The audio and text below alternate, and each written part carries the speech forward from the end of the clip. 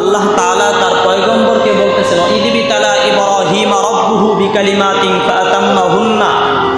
হাবিব, আপনি ওই সময়ের কথা স্মরণ করেন যখন আপনার পিতা, আপনার বাবা ইব্রাহিম আলা নবীন আলাইহিস সালাতু ওয়াস সালামকে আল্লাহ তাআলা পরীক্ষা করেছিলেন কয়েকটা বিষয়ে, এবং প্রত্যেকটা পরীক্ষায় তিনি সফলতা অর্জন করেছিলেন, পরীক্ষাগুলো পূর্ণ করে দেখিয়ে দিয়েছিলেন। যখন তিনি পরীক্ষায় সফলতা অর্জন করেছেন, আল্লাহ বলেন, ইন্নী জাইলুকা লিন-নাসি ইমামা। খলিল, আমি আপনাকে জাতির ইমাম হিসাবে নিযুক্ত করলাম। সুবহানাল্লাহ।